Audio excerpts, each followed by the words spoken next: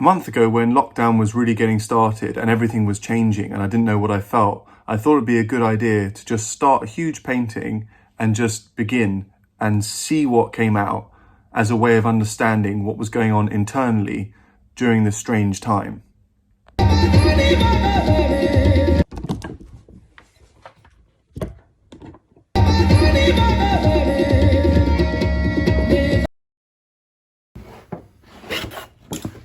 So immediately it hits me, this is a huge piece of paper and it's intimidating, all that blank space and all that possibility. And I go back and forth and I think, what the hell's going on? This is really scary. And then I start it by drawing a line and then another one. So I write down whatever's in my head without judging it. And I think this is a big piece of paper. So at this point, I'm just drawing my thoughts and writing them down. There's nothing super clever going on other than just me letting myself draw and write what I think.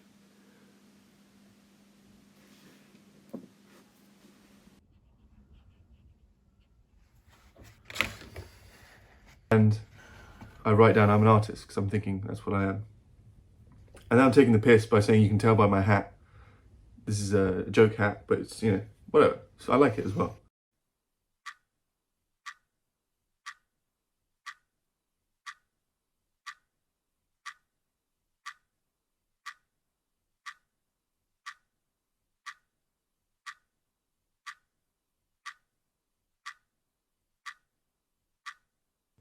There's a scale of technical and expressive, free, crazy.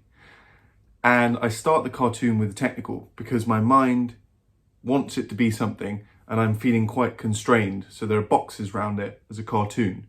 And it makes sense, I think. But you can see along the course of the cartoon, it gradually starts to loosen and make less sense in a way and enter a more free realm.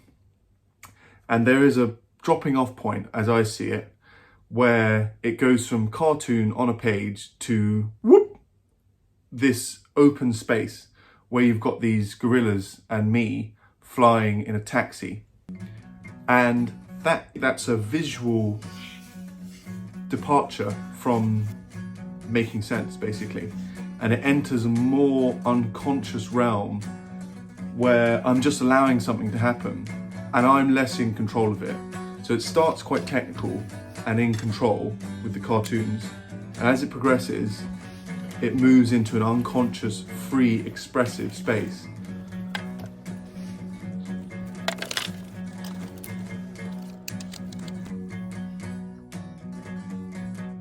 These paintings take a few days to complete as I want to understand and absorb what I think the painting wants to say and what I wanted to say.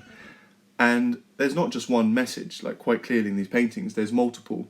And so if you see me here drawing the dots, that's a way of guiding the eye out from one depth into another.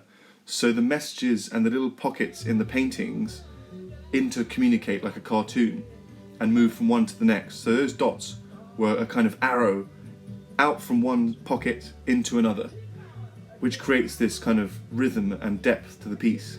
This is in the final stage of the piece where I'm taking my time, having a cup of tea, looking at it and thinking, what does it want to do next, this painting? And it can be really changed quite dramatically at this stage where I feel like something is coming together. It can really be changed by what I do. So I'm very careful about the final lines.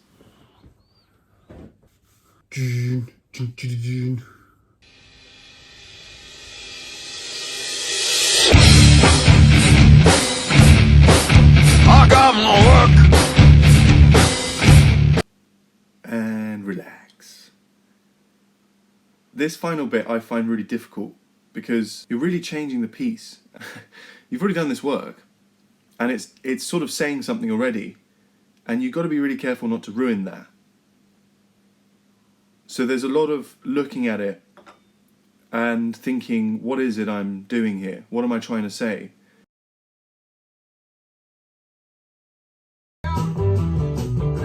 And the kind of energetic flurry of ideas has taken place, and now it's a case of knitting it together with these little details, because there's a lot of layers and a lot of things going on in this picture and you don't want it to seem fragmented. there has to be a kind of visual flow which points from one bit to the next.